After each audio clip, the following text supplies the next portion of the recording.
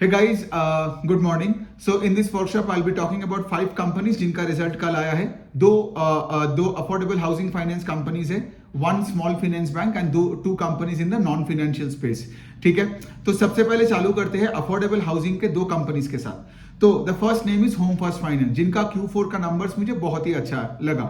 सो अगर आप देखोगे होम फर्स्ट फाइनेंस, पहले सबका ऑफकोर्स जैसे मैं हमेशा करता हूं, नंबर्स बोलने से पहले आई talk about the business model पहले. ठीक है, वरना क्या है, ये नंबर्स बोल के गाइडेंस बोल के कोई फायदा नहीं होता है. सो अफोर्डेबल हाउसिंग फाइनेंस का ये जो 2 कंपनी है, अब सोचिए अफोर्डेबल वर्ड हम कब यूज करते हैं, जब लेट से फॉर एग्जांपल हम सेमी अर्बन टू रूरल लोगों को होम लोन्स देते हैं लेकिन टिकट साइज कम होता है. ठीक है, मतलब अफोर्डेबल हाउसिंग फाइनेंस कंपनीज का जो एवरेज टिकट साइज होता है वो लोन्स देते हैं 9, 10, 11, 12 लाख के आसपास. ठीक है, मतलब 6 लाख से 12 लाख के बीच में पकड़ लो, ये होता है अफोर्डेबल.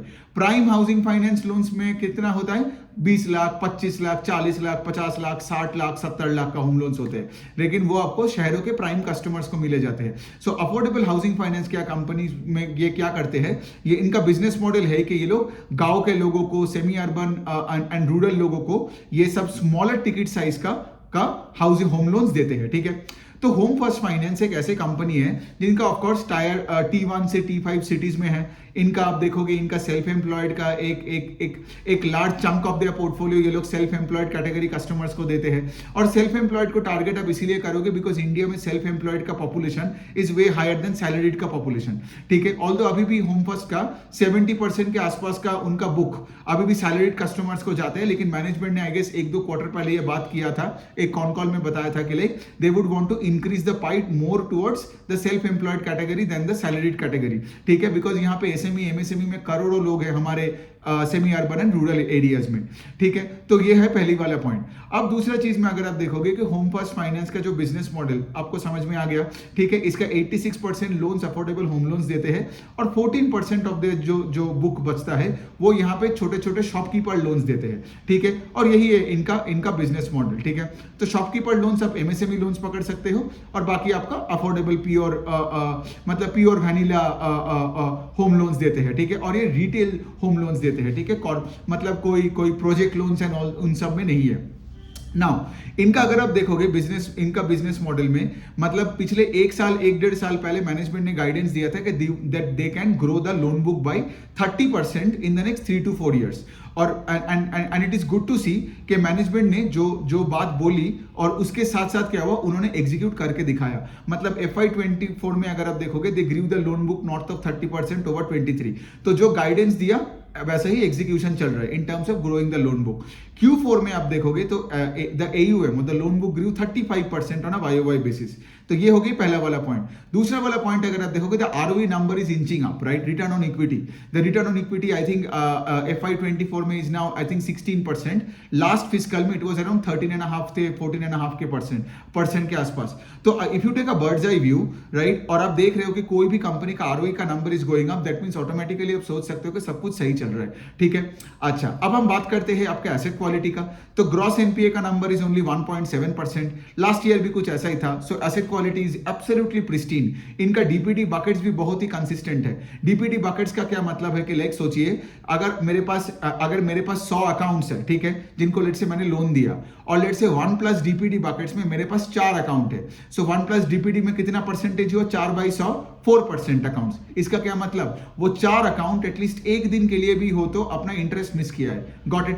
तो पिछले साल अगर 1+ DPD से इस साल का 1+ DPD का 4% से लेट से वो 3% होता है, इसका क्या मतलब कि लोन बुक तो ग्रो किया है और उसके कंपैरिजन में और छोटे हिस्से में लोग अपने DPD बकेट्स में जा रहे हैं, right. So if that 1+ DPD number, 30+ DPD, 60+ DPD, अगर ये बकेट में the percentage number is coming down, that means क्या, आगे आपका एसेट क्वालिटी और भी बेटर होने वाला है. Got it.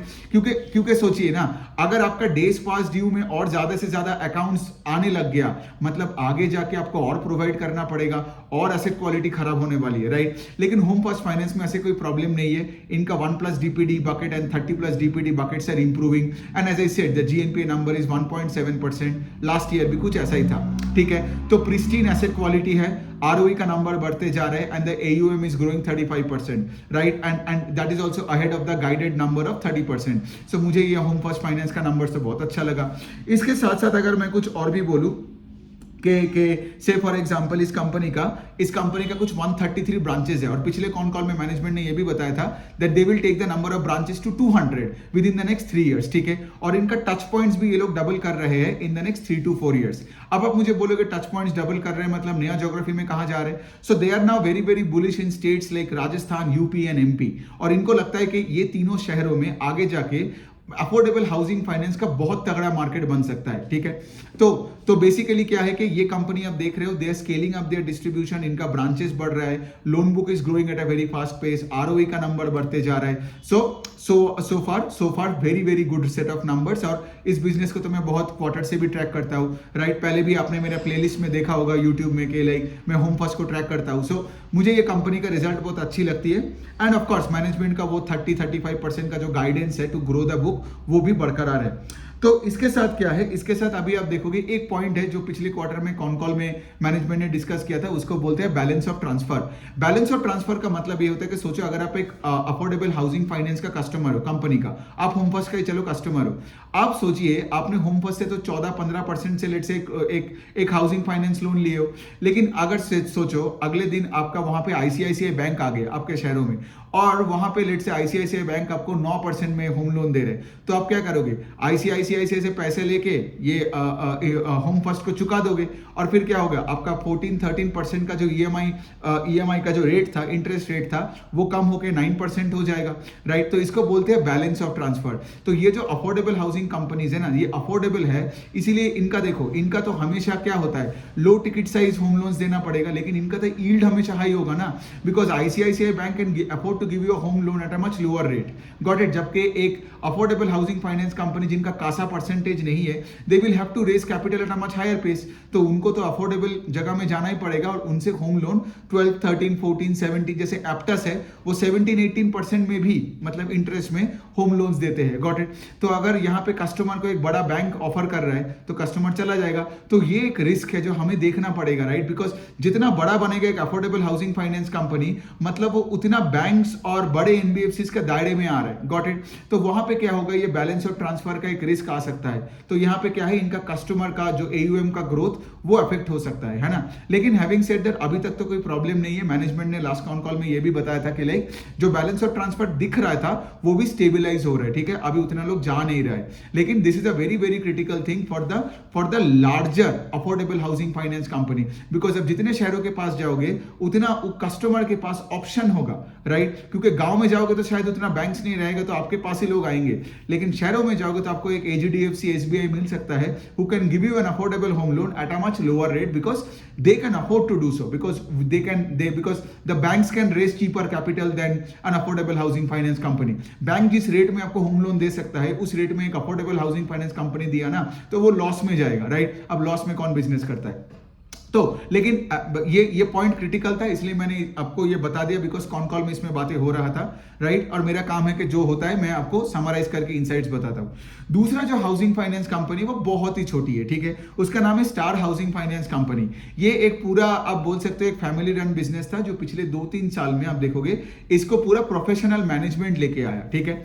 और ये जो कंपनी है, अब इसका अगर आप मार्केट कैप भी देख लोगे कंपनी का तो 300, 400, 500 करोड़ का मार्केट कैप है, ठीक है।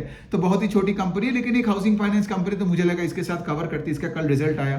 सो what I am trying to say इसके लिए कि बहुत ही छोटी कंपनी है। और दूसरी साइड में आप देखोगे इसका महाराष्ट्र में मेजोरिटी जो प्रेजेंस है 65% इसका महाराष्ट्र में प्रेजेंस है और बाकी इनका गुजरात, तमिलनाडु, राजस्थान में मिला के बाकी आई गेस है, ठीक है। अब ये लोग क्या करते हैं, इनका बिजनेस मॉडल ये भी आपका रिटेल अफोर्डेबल होम लोन्स देते हैं just like home first finance के तरह। अब ये लोग क्या करते हैं, इनका टिकट साइज 2 कैटेगरी का आता है, ठीक है। एक है कि जो टिकट साइज देते हैं 10 से 12 लाख का, ठीक है। 10 से 12 लाख का आप अफोर्डेबल होम लोन्स देते हो उन कस्टमर्स को जो लेट से शहरों के आसपास रहते हैं, बिकॉज शहरों के आसपास रहोगे तो शायद आपका बिजनेस थोड़ा बेटर है ना, और वहां पे आपका डिस्पोजेबल इनकम बेटर है, facilities and amenities and infrastructure better है। तो ये लोग क्या करते हैं, वहां पे थोड़ा ज्यादा टिकट साइज लोन देते हैं। लेकिन अगर ये लोग एकदम गांव में चले जाते हैं तो वहां पे लोगों को 6 से 8 लाख के बीच में टिकट साइज में लोन्स देते हैं, ठीक है। और ऑफ कोर्स दोनों अफोर्डेबल कैटेगरी में है, लेकिन ये लोग थोड़ा सा गांव और से for example semi urban customers को सेग्रीगेट करते हैं, ठीक है। हायर टिकट साइज देते हैं उन कस्टमर्स को। अब सोचिए जितना हायर टिकट साइज आप दोगे उतना आपको कम यील्ड मिलने वाला है, गॉट इट। और जितना आप कम टिकट साइज दोगे उसमें आपका यील्ड ज्यादा है। क्यों? बिकॉज कम टिकट साइज वाले आप उस कस्टमर को देते हो जो बहुत ही रिस्की है, राइट, इसलिए आपका यील्ड भी ज्यादा मिलता है। और जो हाई टिकट साइज कस्टमर्स है उसका यील्ड आपसे कम होगा। इसलिए आप देखे होंगे एचडीएफसी लिमिटेड का नेट इंटरेस्ट मार्जिन बहुत कम था, बिकॉज वो high ticket size premium customer को देता था। और जैसे ये जो छोटे छोटे हाउसिंग फाइनेंस कंपनीज है अफोर्डेबल सेगमेंट में, इनका टिकट साइजेस कम है, इसलिए इनका नेट इंटरेस्ट मार्जिन और स्प्रेड ज्यादा होता है, ठीक है। तो चलो ये तो बिजनेस मॉडल समझ में आ गया। अब मैं बता रहा हूं कि ये नया कंपनी है। Actually read about this company कल ही फर्स्ट टाइम उनका पीपीटी पढ़ा। ऑफ कोर्स आगे जाके कौन calls and all that track करूंगा तो और क्लैरिटी मिलेगा, लेकिन जो मुझे आता है मैं बता रहा हूं। इनका एसेट क्वालिटी पिछले 3 साल से इंप्रूव होते जा रहा है। So the GNPA number is I think around 1.5% FY24 के बाद, लेकिन FY23 में इसका था 1.7% और आई थिंक FY22 में it was around 3%। So asset quality improve होते जा रहा है। और इनका सिंस इतना छोटा बेस है तो FY24 में इनका loan book grew 74% YOY level पे, ठीक है। तो सोचिए ना, अफोर्डेबल हाउसिंग फाइनेंस कंपनी है लेकिन उसका 74% का ग्रोथ है। Part of the reason is of course because of the very very small base, ठीक है। ये हो गई बात। और दूसरे साइड में यहाँ पे ऑफ कोर्स कंपनी अभी स्केल अप कर रहे हैं, going towards new geographies, penetration बढ़ा रहे हैं एग्जिस्टिंग ज्योग्राफीज में, तो इसलिए खर्चा पे कोई कंट्रोल नहीं है।